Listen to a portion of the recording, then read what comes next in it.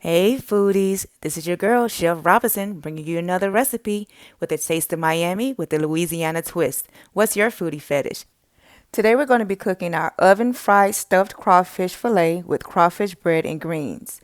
I went ahead and defrosted my leftover crawfish sauce. You're going to get some lemons because we're getting ready to clean our fresh catfish. These are 2 lemons. I'm slicing them in half with a chef knife. On my cutting board, we have 4 catfish fillets that I purchased at Ingles. They were $10. I'm always trying to find ways to cook on a budget. I have my filtered cold water, my lemons. I'm going to go ahead and clean, clean, clean. It is very important to clean your meat. I do not believe in eating meat without washing it. I don't know who thought of that silly idea, but we don't do that in Miami. We're going to use some lemons, limes, or some vinegar to clean our meat before we eat it. It's an African American thing, and we definitely don't get down with dirty meat. So here I am cleaning my fish fillets.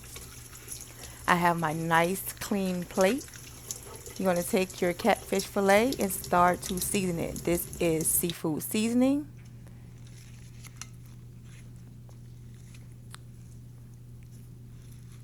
And this is about a half a teaspoon to 1 tablespoon per spice that I'm going to be listing. Garlic powder. I do not measure things out because it's normally when you're a creator, a chef, it just comes by eyeballing it. And you have your onion powder. I would say probably half a teaspoon of this.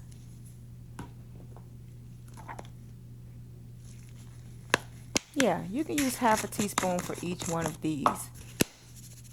So we're also going to be adding seasoning to the flour. Your coriander season. I love to use coriander with fish. It gives it a nice taste. Your magic seafood seasoning. And don't worry about the amounts because you're going to be placing this fish into an egg and most of this seasoning is going to be falling off into your liquid.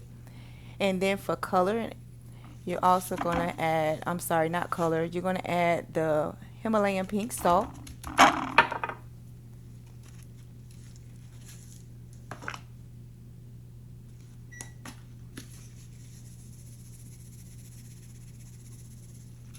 And last but not least, you're going to add your paprika.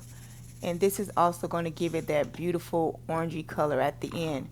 Make sure that you wash your seasonings off after you finish touching them. You don't see me do that on the camera. And also change out those gloves if you're using gloves. And then I have some Thai.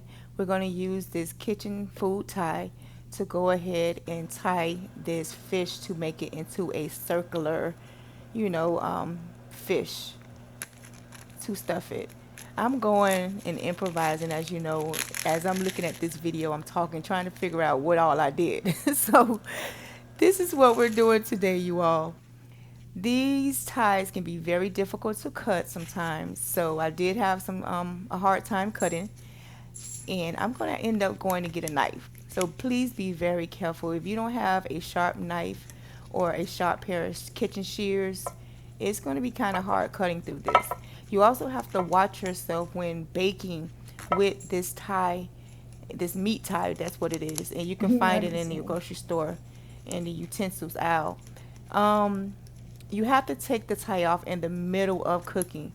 If not, it's going to stick to the crust because remember, we are frying this fish inside of the oven. This is my first time making this recipe. I'm coming up with it as I go. I was just trying to find something new because I was tired of seeing the same content from all the chefs. So in the middle, I would say take off your tie, or you're going to have a line around your fish for presentation. Next time that I make this dish, I think that I'm just going to use the tie just to hold it together in the beginning, but I'm going to use a toothpick and just take it off completely. Now you want to place 3 eggs inside of a small bowl. Be very careful.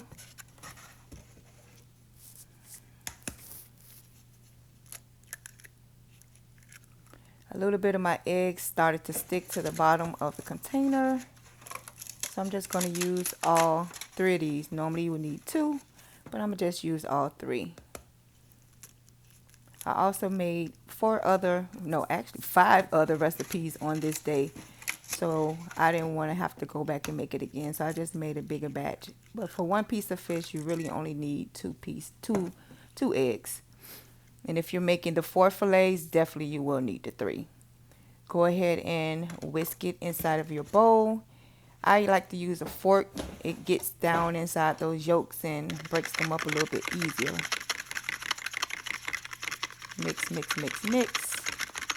Make sure that you mix until it's well incorporated.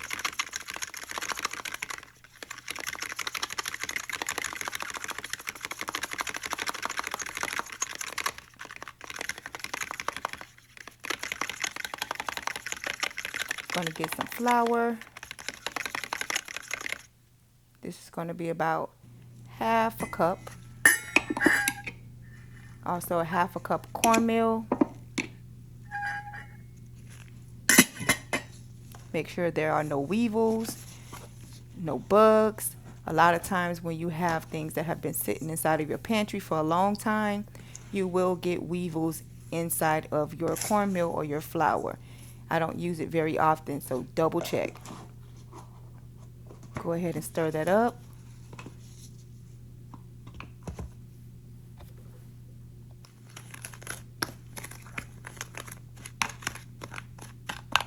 Now I'm going to add a garlic powder, onion powder, paprika for color, and all of these can be 1/2 teaspoon, and your onion powder, and a little bit of seafood seasoning, the same seasonings that you used when you were mixing your catfish. It looks like a lot of seasoning, but I'm telling you all, it really isn't. Most of that seasoning is going to fall off inside of your egg batter. And you can always try it out. If you decide to choose to make this recipe again, just use less seasoning. Now I'm going to put this catfish into the batter of egg. Be very gentle because the meat tie will fall off. As I stated, you can choose to leave it on. Make sure you take it off. But it's going to be harder for you to take it off because remember we're making oven fried catfish. So once it's sitting up, I would suggest that you, after you flour it, take it off and replace the tie with a toothpick. And 2 toothpicks should hold this together standing up because it's going to be very hard for someone who's a beginner. You see how I'm taking it off? So it's really just to hold it together to give it that circular look so you can stuff it.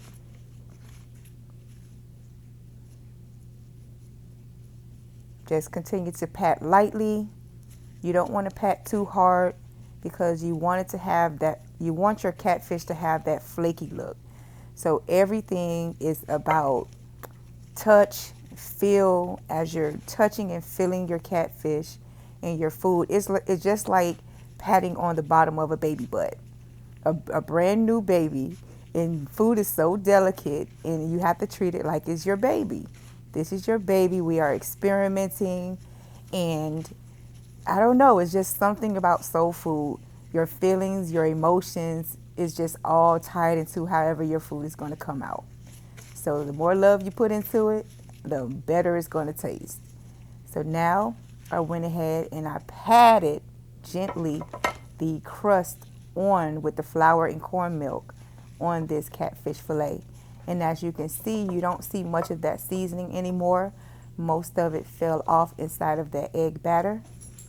And the flour is not going to be much flour on it because it's only going to adhere to the egg.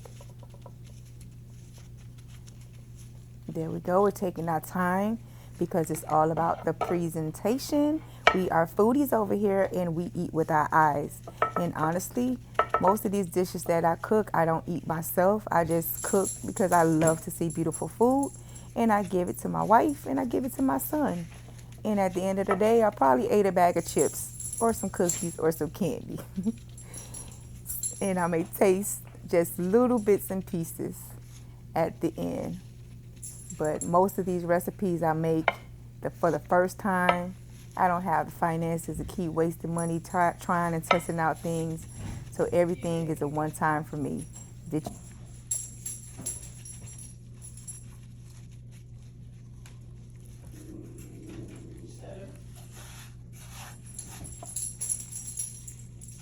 Girl, What, nosy? I've been trying to eat for like forever. Y'all hear this? Outdoors. Bye. Get out the kitchen and wait.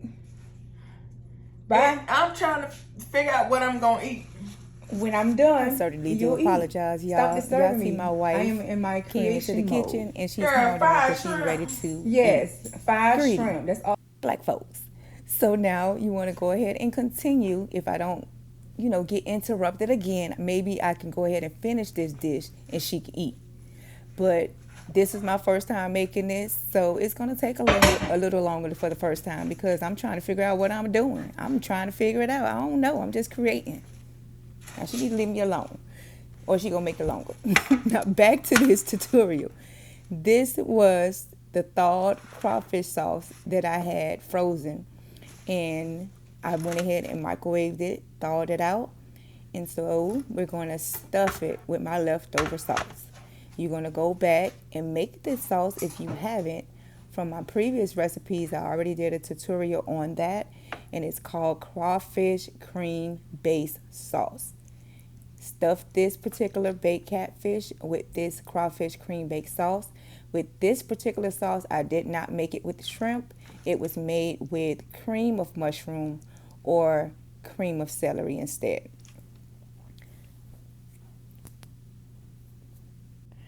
Now you want to get your oven ready and place it on 425 degrees Fahrenheit if you have not done so already.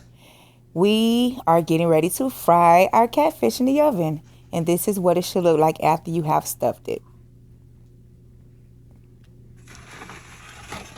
So to make sure that our catfish gets a nice crust on the outside, we're going to use some Pam olive spray. Just spray around it. Make sure that it's completely covered. And don't forget that we lined this particular baking sheet, if I didn't mention it earlier, with some parchment paper to make it easier for our cleanup. In the middle, I took off that meat tie. Remember that I told you about that? And now we're going to place it back into the oven at 425 degrees to finish baking it off and making sure that the inside of this catfish is done. So I already baked it about 12 minutes, and we're going to place it back in for another 12 minutes. Look how beautiful it's turning out. Now, because I'm going to have some white rice, I went ahead and started boiling some water with a little salt. In Miami, we use Madame Goose, which all the Zoes, the Haitians down there, love this parboiled rice. I absolutely love it as well, and I love to support Black-owned businesses, especially because my kids are half Haitian. So back to the motherland from where they came.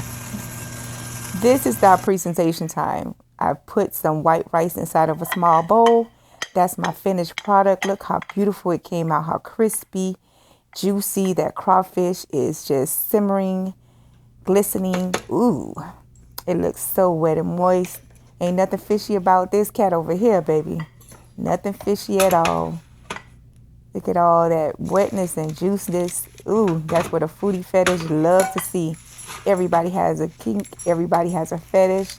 And looking at beautiful food is definitely mine. It's called eye candy. This is food porn right here.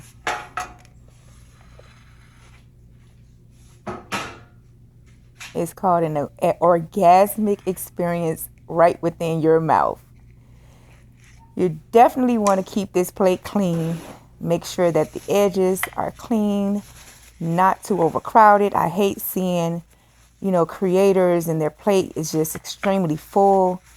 In the industry back in the day, back in 1997, when I came out of Johnson & Wales University, they always taught us less is best. In our eyes, for our culture, we always like more. So unfortunately, when I do less, It just doesn't work. So it's going to be a little bit of both, not too much. And there's my dried parsley to garnish the plate. I use dried parsley a lot in my dishes. That's my butane handheld, burner. I use that to sear off the edges, to catch any areas that I might want to crisp up a little bit more. It can be difficult to start because it does not start up for kids. So I have to get the hang of it to learn how to start it up right away. And there we go with our fire. And we're crisping up those edges. It's just beautiful art, making certain areas darker than the others. Those that you just want to make more intense in color. Remember, because we're going to be also taking video and doing photo edits at the end to make sure that everything captures the eye. So in different areas, you want to make it darker, have other areas lighter, don't touch it. But yes, that's what we're doing. This is food art. This is how you create art. And this is what I do. This is what makes me happy. This is, my soul just be in heaven. And that's cooking with Chef Sharina Robinson. What's your foodie fetish? My foodie fetish is creating beautiful food, making my family happy, entertaining, and entertaining you all and teaching you all how to do it. It comes naturally. I've been cooking since the age of 9. My mother taught me how to make my first dish. This is my Shawnee garlic Parmesan cheese butter that you see me use a lot inside of my recipes here. And you use it to add that final, ending flavor. You got the Miami, you got the Louisiana. I'm from Miami. My wife is from Louisiana. So both of us are happy. So she get a taste of 305 on a plate. Miami is full of cultures. You see Oriental, Chinese, Haitian, Black American. We have everything. And that's why we get along so well with everybody. So get along with me and subscribe, like, comment, follow, and share. Follow our foodie gang. I want to know what you thought about this recipe. What's your favorite recipe so far? Let me know if you tested them out. There you go. www.myfoodiefetish.com.